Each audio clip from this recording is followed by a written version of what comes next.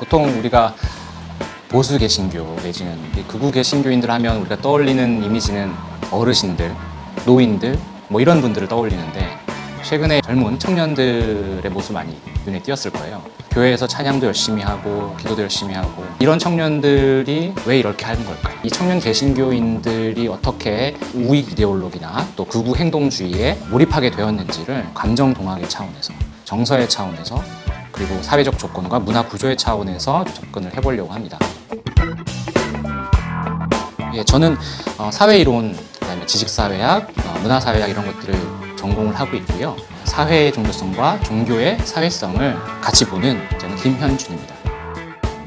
다양한 정치적 의제들이 있잖아요.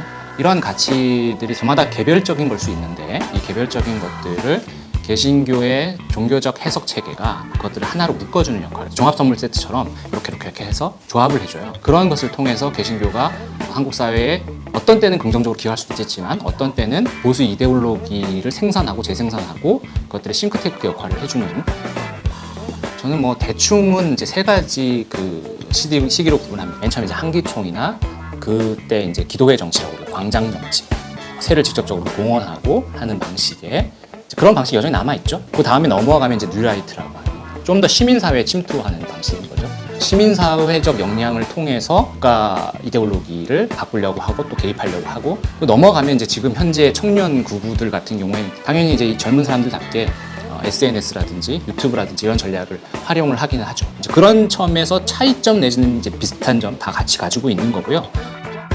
예전과의 차이점이 뭐냐면, 그러니까 광장 정치나 이제 한기총식으로 할 때만 해도 신앙심과 정치적 행동주의 사이에 이렇게 비례 관계가 성립하지는 않았다고 저는 생각을 하는데, 최근의 현상은 이제 이 신앙 훈련과 정치적 행동주의, 급진적 행동주의 사이에 일정 부분의 통합 교육이 이루어집니다. 그러니까 쉽게 얘기하면 신앙심이 좋을수록 행동도 급진적이어야 한다, 급진적이게 된다, 이렇게 되는 거죠. 그래서 이게 비례적인 거예요.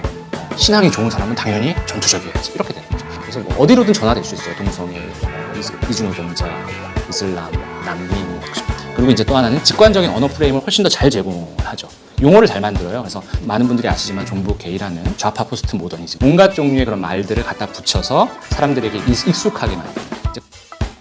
기존의 이제 우익 정체성, 그다음에 기독교 정체성 이런 것들에서 얻는 피해 의식들이 있는데 그 피해 의식들이 굉장히 유사한 거죠. 그러니까 기독교인으로서 또 아니면 보수적인 정치 입장을 가진 사람들이 사회에서 왜 비난을 받고 비판을 받는지에 대한 성찰을 하는 것이 아니라 나를 정당화하기 위해서 타인들을 적으로 삼고 악마화하면서 그 사람들이 나를 박해하고 있다고 상상을 하는, 동시에 좌파 독재가 이루어지고 있다.